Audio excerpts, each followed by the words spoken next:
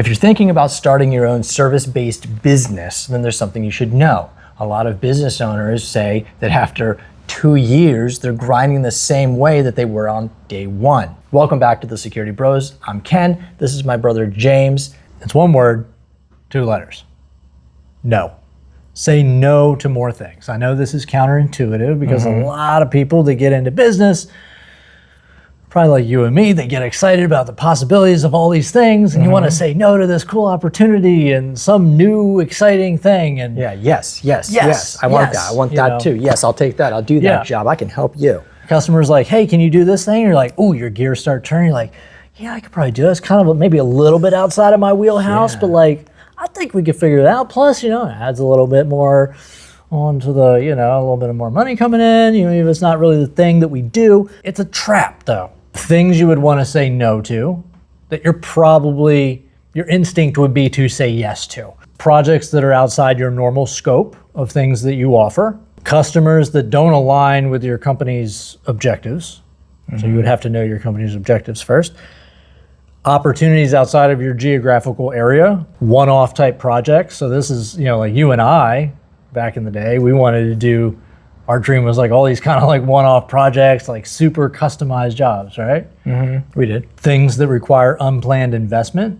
Maybe you're a painting company. You paint portraits for people, but somebody wants you to print a portrait. So now you're like, oh, well, still portraits, and I want to help out, but now you got to go buy a $3,000 printer for this one customer that wants you to print a portrait. But instead of just saying, no, I only paint, now you've spent $3,000 on a printer for one person.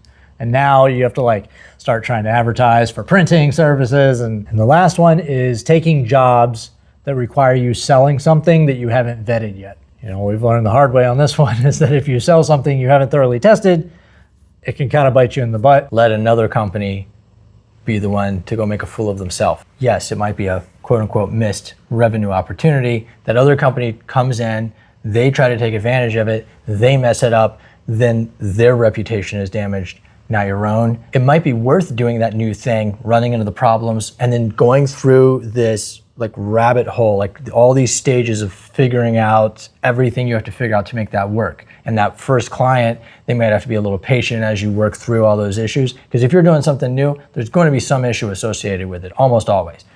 You work through all those, anything you learn there could be replicated to all your other clients. But if you're only doing it for that one client, then there's no point. But if you're thinking, I would like to add this into my product, like Stack anyway, then you got to start somewhere. True. You got to start with the first client. That is true. And you do have to take that risk. What I always say, there's going to be some suffering involved in any new thing you take on. It's never going to be all exciting. It may be worth, if it's something you actually want to build into your product stack, to go through that. But then you have to be willing to go the distance to solve that. Yeah. And solve the problems. You might not even make money on the first time you offer that service, the first 1 or 2 times. I think oftentimes you probably won't. In the tech world, you're probably sitting there with a manual trying to figure out on the phone with support, whatever the case. The temptation to say yes to all these things has caused us, I think, a significant amount of pain over the years because of the fact that, there's times where genuinely if you want the business to survive, you need the money. So you're going to say yes to stuff that maybe is a bit outside what you're trying to do. I could tell you countless stories where, it's just, something hasn't worked out right, or the product went wrong, or we had to warranty something that was, whatever, that we just agreed to because you needed the work. And I can give you an example. Yeah. There was a client, they had a limited budget and they needed a CCTV system, but it was a facility with lots of buildings. It was a campus style. Oh, this is a good one. It was a storage facility, but it was a campus style storage facility. They had electricity in each of the storage buildings, but they didn't have a unified network between all of them. Right. To put a CCTV system across the whole campus, we had to build a wireless mesh. Now, building the wireless mesh was not our specialty. The camera system was, the wireless mesh was not.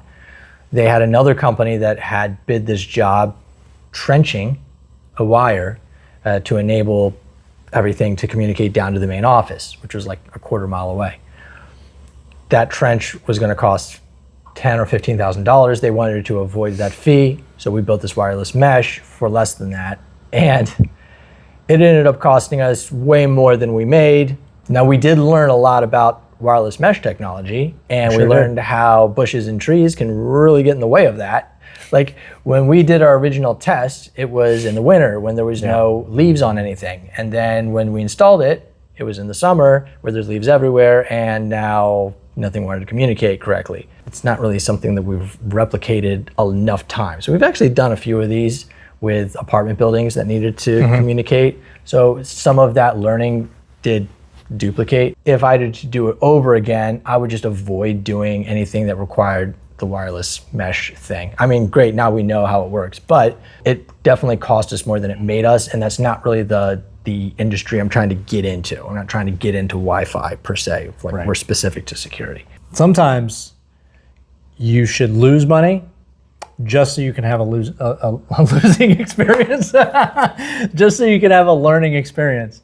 My opinion is that saying no allows you to miss the opportunities to fail and lose money.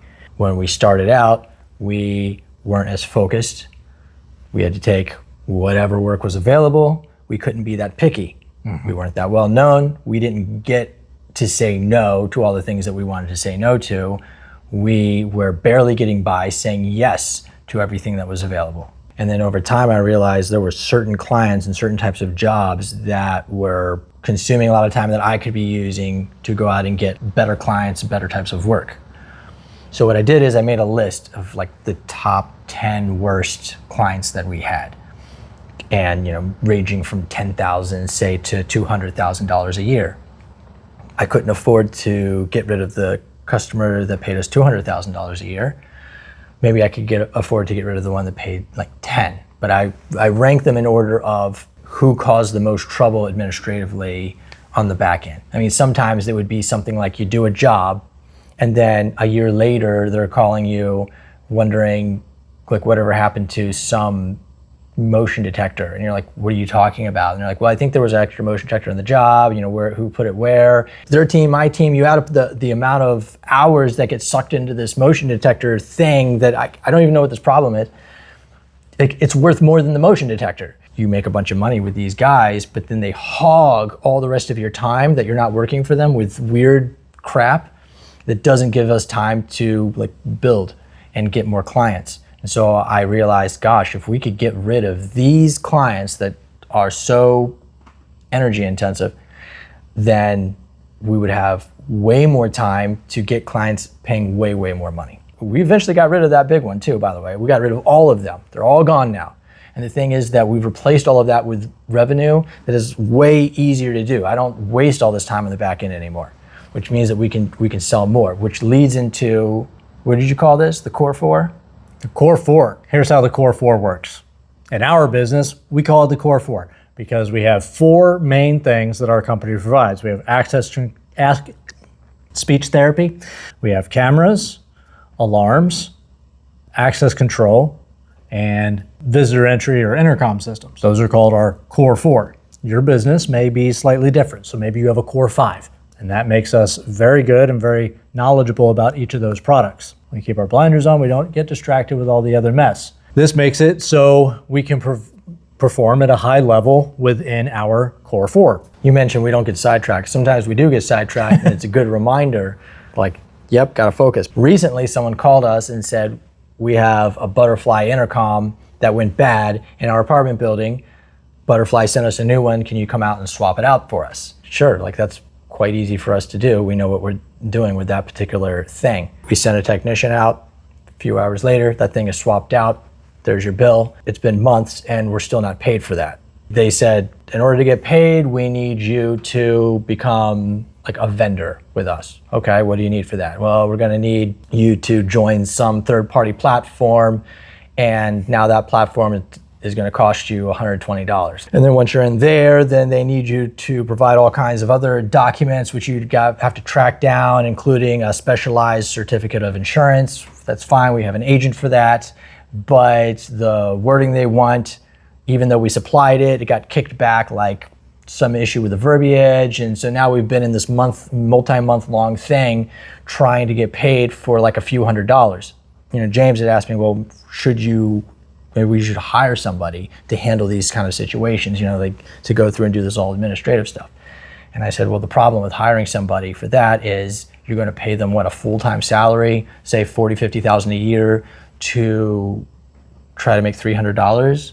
Like, that doesn't even add up. Like, what are they going to do this? Like once or twice a year, maybe this kind of thing. And then I got to, so now to do that, I would actually create even more problems because now I have to train a person. Well, first I have to recruit, then I have to train. And then I have, assuming they're actually good and everything works out with this employee, I can't use them for just this. Now I got to train them on other things to make them useful.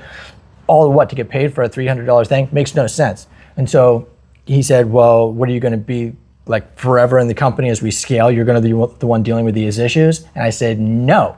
I'm not going to be dealing with these issues. We're just not going to have these issues because we're not going to take that kind of client. Honestly, that client, we already knew from the start, they weren't our ideal client. We would say no to them. Just because we can do it and actually do it pretty easily doesn't mean we should do it. We actually should have said no. It takes suffering to learn the lesson, and because I had to go through all this pain, like honestly, I don't even care about the money. I just kind of want this to be done, but I mean, we probably should get paid for it. So I will say no in the future. Someone calls up, says, hey, can you help us out? You know, none of our residents can get in the building. Can you guys do us this big favor? Sorry guys, find another contractor to go be the fool. You know, it's too bad because they call up and they say, yeah, we've got this front entrance and no one can get in the building, and you're trying to be like helpful. We're gonna go replace it for you. We can make it happen like today or tomorrow. We can fit it into our schedule.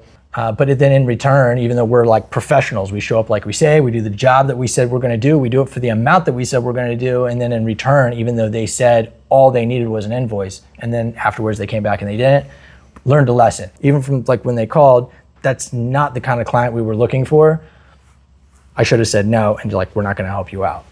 And that's exactly the point I'm talking about here, is that is the traps and the little quicksands that are going to be all around whatever your particular business is, because a butterfly intercom is right in line with exactly what we offer. We do sell and install visitor entry building intercom systems.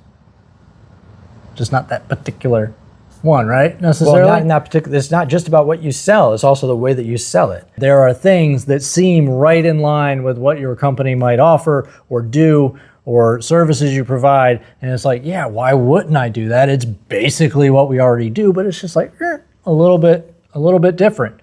But therein is the trap. So, I mean, like with us, it would be preferable if they were our client, meaning they buy the stuff from us, which we then install for them. They had someone else install the original system. They bought the intercom from somebody else, and then they're like, hey, can you install it? That's not what we do. So learning to say no to that, especially since we don't have to. If we were in a place where we had to have the money because we needed it, then fair enough. If you can get by without it, then you're going to be like way better off. When you're at a point like if you got that leverage to say no, take the leverage, because it'll make your business flow so much better, and it'll make it easier for you to grow. Saying no to things, there's a certain price to it. And that price can't always be afforded. The company can't always afford to say no in the early stages. Well, it's good to know that this is coming. Right. Because in the beginning, you start out saying yes to maybe everything. Yeah, you take whatever. But eventually, as you get leverage, you can start to say no, which is why you pay attention to what it is you actually are trying to do. You're saying yes to things, and you may realize, like, I really like doing this thing. I could do a lot of this thing. Great, if it's something you enjoy and you're good at, and you're like, I want to make this my core 4, well, great. Now you know you can eliminate everything else. Say you install alarm or access control systems. If you're a good technician, you generally know, and they all kind of work about the same. But they all kind of have their own ways of doing certain things, shortcut buttons on the keypads, all that kind of stuff. If you sell a bunch of different products, like most of these companies do, it often ends up with the technicians being out on a job, sitting there reading stuff or watching YouTube videos or reading manuals and all this stuff. That takes a lot of extra time. So every job costs you a lot of money. And costs you a lot of money. You'll have these guys out there just reading stuff, trying to figure out how to make it work. And it's not because they're idiots, it's because they're trying to sell 15 different or install 15 different types of things. Well, because one or two things are going to happen. If you do that, one or two things happens. Either you're selling these things as a fixed price, in which case you're losing money that you could have made because they're wasting time learning about this system instead of just doing the system, which Right. they could have been doing, on other jobs. Or you're charging the customer hourly. But then what that does is it reduces your value, because there's going to be some other company that specializes in that thing, and they're going to be able to come in and probably charge a higher price, meaning they're making more profit, right, for that job, and still charge less than you do. So you're putting yourself at a disadvantage. Whatever you decide to do, you're going to create yourself future problems. If you take on, as James says, instead of doing one system, you're gonna say one type of alarm system like Honeywell. Instead of just picking Honeywell and installing and becoming really good at Honeywell, you say, I'm gonna do Honeywell, but sometimes people want DSC, some people want DMP, some people want 2 gig. If you have to learn all 5 of those, then what happens is you create future problems for yourself, because maybe at first it looks like now you can sell to more people because some people are requesting these different things. But that means that you now have to have a technician that knows all of them. And then when that technician leaves, you have to find another technician. And finding one that knows all of them is a lot harder than finding one that knows only one of them. And let's say you're bigger and you have multiple technicians. Now you have to do what a lot of these businesses do and make sure you have like a technician that knows this one and a technician that knows that one. And you've like filled your team so they can all call each other as like tech support. As you grow, you're scaling problems, which means that your life just becomes a drag after a few years. All the salespeople, all the people quoting, all the people building the job, everyone has to learn parts for all these different things. It's a mess, and it's stressful. And all these companies, when you go through their offices, they're all stressed. The ones that get like really streamlined, they're not stressed, because over time they get like really good at one thing, and they just duplicate it, and they get and this is the key, is they get their lead funnel so that it targets the people that want that one thing. I wouldn't bother getting into a business where the thing I wanted to sell was like a shrinking industry. Like, so we work in the security industry, that's not a shrinking, it's a huge industry, multi-billion-dollar industry, and it's growing, it's not shrinking. I wouldn't bother focusing on one thing where the sales weren't like realistic. So if you wanna have a $10 million company, and you're like, I want to sell this one thing, but there's no way that one thing can sell 10 million. Okay, well then maybe that's the wrong thing. The idea is like, don't set yourself up for future problems. Don't scale problems. You want to scale a solution. So you get really good at one thing, then figure out how to scale that. And one of the first problems with scaling it will be finding the customers that want it. It means that now you have to work in a different part of the business. This would be like in the lead generation funnel. So maybe you need to tweak the website and tweak the advertising. That's something we're currently working on right now. The other thing here that I was thinking of while you were just talking. Yeah. No, you're making great points. Narrowing your offering and becoming very good at it allows your team to complete jobs faster, which makes you more money and allows them to get on to the next one and install that. If they're spending less time trying to troubleshoot and figure stuff out, it's going to create less problems down the road, because if they are good at it, they should theoretically make less mistakes installing it, which means less warranty and service work down the road. When you're saying down the road, there's like a customer down that road? Or down that road. I'm talking about in the future. In the future. In the future. So what's the future of this video? Do we have more points?